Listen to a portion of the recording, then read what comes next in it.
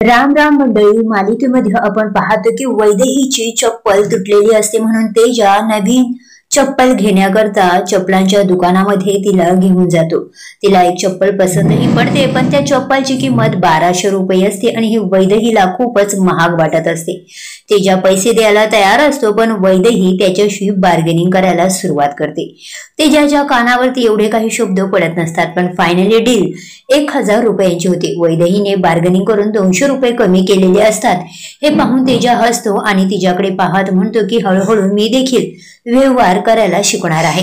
पुढे दोघे जण देवदर्शनाला पोहोचलेले असताना पायऱ्यांजवळ येतात आणि एका आजीकडे फुलांची परडी घेऊ लागतात।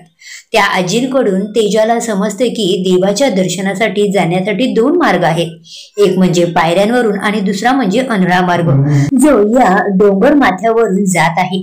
कारण हा रस्ता काच खळग्यांनी भरलेला आहे, जागोजागी काटेकुटे आहेत। परंतु तुमचं नवीन लग्न झालेलं आहे, नवरा बायकोचा एकमेकांवर विश्वास असेल तर मात्र हा प्रवास देखील सुखाचा होईल। यामध्ये डोळ्यावरती पट्टी बांधून नवऱ्याने चालायचं असतं आणि बायकोने मार्ग दाखवायचा असतो। जर हा मार्ग पार करत तुम्ही देवाचं दर्शन घेतलं की तुमचा संसार कसा सुखाचा होईल असे आजींकडून तेजाला समजते। त्या क्षणी तेजा ठरवितो की आपण देवाचं दर्शन घ्यायचं तर याच मार्गाने, आणि तो आजींकडून पट्टी घेत डोळ्यावरती पट्टी बांधतो, आजींना नमस्कार करतो, त्यांचा आशीर्वाद घेतो आणि त्याच रस्त्याने आपण जायचं ठरवितो। जात असताना त्याचे पाय अडखळतात, तो खाली पडतो। आजी सांगतात, अगं जा, त्याला साथ दे, सावध, तू त्याला मार्ग दाखवायचा आहे। आता वैदेहीकडे मार्ग राहत नाही, ती तेजा बरोबर जायला सुरुवात होते। आता तेजा कसा चालणार म्हणून वैदेही त्याचा हात स्वतःच्या खांद्यावरती ठेवायला सांगते। तेजा मात्र लाजायला लागतो, ईश असे म्हणतो। वैदेहीला देखील हे आवडत नसते, पण आता तेजाला कोणत्या पद्धतीने मार्ग दाखवायचा हे तिला कळत नसतं। तिच्या एका हातात फुलांची परडी असते, तेजाच्या दुसऱ्या हातात छत्री असते, कारण पावसाची ही सततची धार सुरू असते। वैदेही त्याला समजवण्याचा प्रयत्न करत असते, तुला काय गरज होती हा मार्ग निवडण्याची, आपण सरळ पायऱ्यांवरून गेलो असतो, परंतु नाही, तुला याच मार्गाने जायचं होतं। त्यावर तेजा वैदेहीला सांगतो, तुला आजींनी सांगितलं होतं ना की या मार्गाने गेलो तर संसार किती सुखाचा होणार आहे। दुसरीकडे ते धनाजी माईंना भेटायला आलेला असतो, ते म्हणजे एका दुसऱ्याच कामासाठी।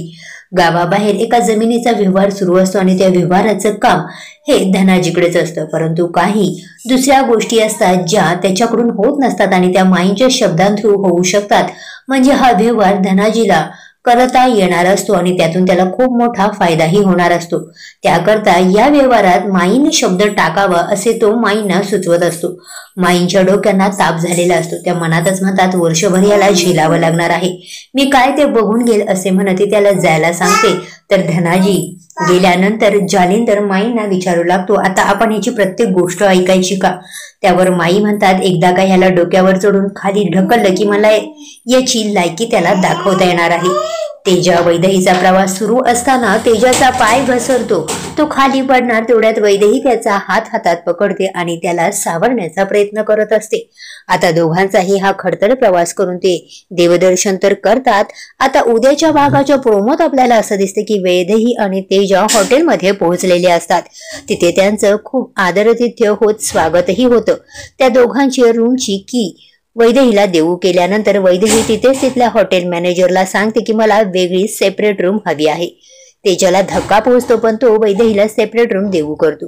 आता रात्री वैदेहीला झोप लागल्यानंतर तेजा तिच्या खोलीमध्ये चोरून येतो। वैदेही गाढ झोपेत असते, तिच्या चेहऱ्यावर केसाची एक बट आलेली असते।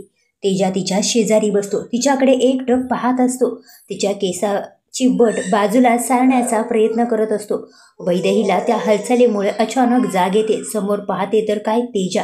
आता तेजा नेमका कसल्या कारणाकरता वैदेहीला भेटायला तिथे आलेला असणार आहे? पुन्हा या दोघांमध्ये गैरसमज होईल का? पाहणे इंटरेस्टिंग असेल। मालिकेची अपडेट करता मालिका रिपोर्टला सबस्क्राईब करा।